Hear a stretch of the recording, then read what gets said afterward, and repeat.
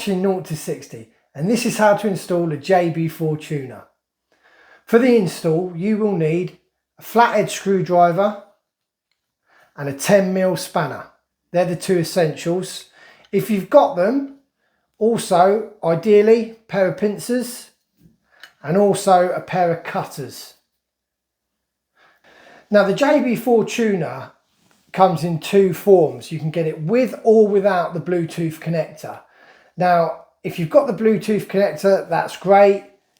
You connect it to your phone and you can do everything from the app. That's the ideal way, it's the easiest way. But if you haven't got the Bluetooth connector, check out the link at the end of the video because I'm going to show you how you can do it all manually inside your car. Now let's get into it. So this is the JB4 laid out so you can see it clearly. This one's got the Bluetooth connect kit attached here, which you can see. You've also got the two connectors. One is the map connector and boost connector, and then you've got the OBD plug insert as well here.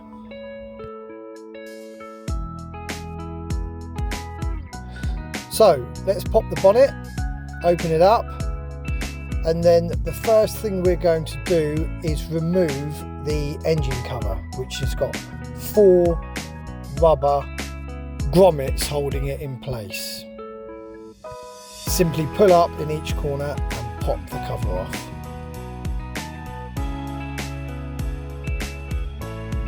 It's a good idea to store the parts in the boot of the vehicle. Next, get your 10mm spanner because there's 3 plastic 10mm bolts that you need to just unlock. With a simple quarter to half turn anti-clockwise. Don't overdo it on these because they are only plastic and they can break easily. They come away with the cowling when you remove it, and again pop that in the boot of the car for safekeeping.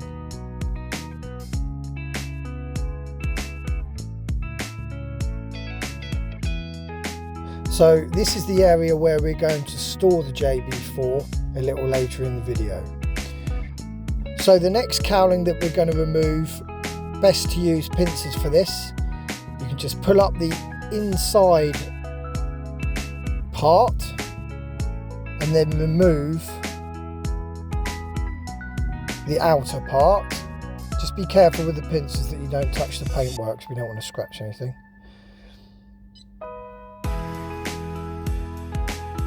So coming inside the car, just in the driver's footwell, you've got the OBD connector.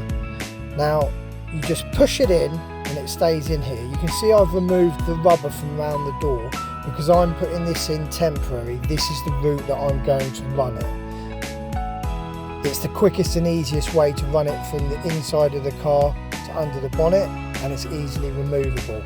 So you can come through here, underneath where we've just taken the cowling off, straight into the area where we're going to be putting the JB4 unit itself. Now if you want to do it more permanently, there's a rubber grommet just down here which comes back into the footwell. You can pierce that with a screwdriver and poke the small plug end of the OBD connector through there. So you can see here the route from the OBD port through behind the wing. I've cable tied it on there to keep it away from any moving parts. Now plug in the small end of the OBD port into the JB4. It only fits one way, so don't force it. Now carefully place the JB4 unit into the space that you can see here, and it shouldn't be able to move, and if you can get a cable tie on it, that would be great too. Now the main cable coming from the JB4 to the sensors, I'm going to run it up and along here and then through the rubber, and there's a nice little cutout here to stop it from chafing. That can go straight through to the top end of the engine, follow these cables and down through the middle of the engine to the front of the engine. By laying it this way, the connectors are sitting right close to where they want to be. The front boost sensor here and the map sensor on top of the middle of the engine as well. So it's a good way to run it, and those are the two sensors that we're going to connect to. Boost sensor and the map sensor. You can see the route running back to the JB4. So now it's time to connect these sensors. We need a small flat-headed screwdriver. You place it into the sensor that's on the vehicle, give it a twist, and this little grey clip needs to pop out. So that's the first thing, that unlocks the sensor. Then do the same on the boost sensor at the front, just unclip that grey one. Now once you've unclipped them, you need to pull off one end of the connector, but as you can see there, you need to just get under there with a screwdriver and lift it from that notch, otherwise you won't get it off and you'll end up snapping it. So get your screwdriver underneath there if you can, just to lift it away.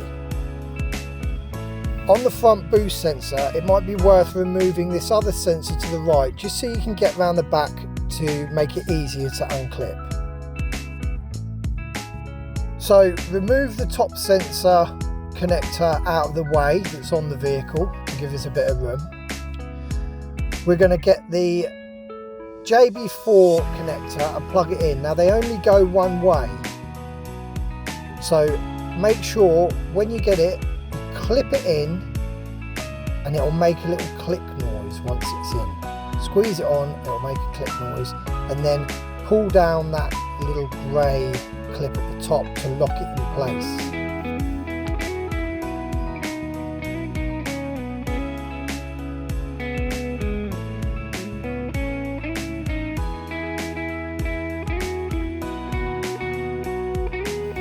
Next, we're going to clip the connector from the car into the other side of the connector on the JB4. Again, it'll make that little click noise and then push in the grey clip. So that's the map sensor complete, and then we're going to do exactly the same thing at the front of the car on the boost sensor. So again, move the car connector out of the way, get the small JB4 male connector and clip that in.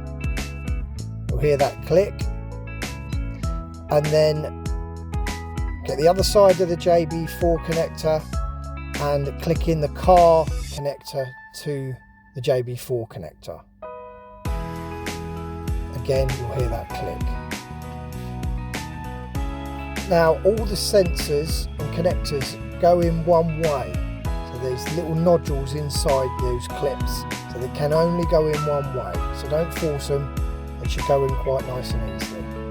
So we're going to be cable tying the JB4 main cable along this route. You can choose where you want to do it, but before we go tying them all in and using the cutters to strip them back, let's go in the car and just make sure everything's working and it starts up okay and we've got no issues.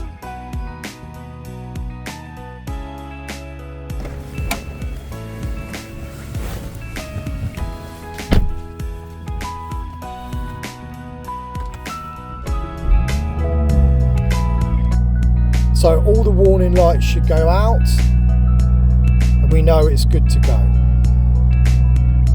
Now we're going to go in reverse order and put the cowlings back on. These pop in first.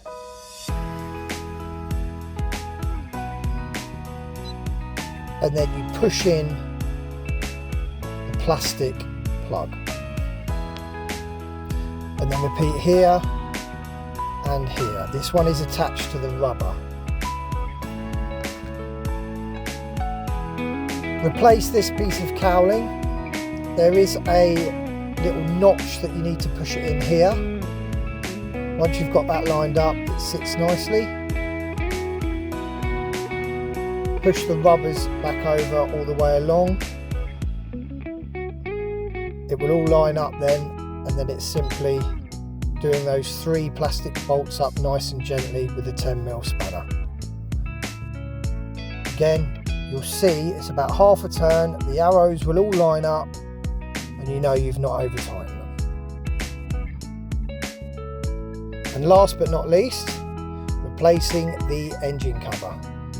If you get it over the oil filler cap, you know it will line up, and you just got to push down on all 4 corners, and that's it.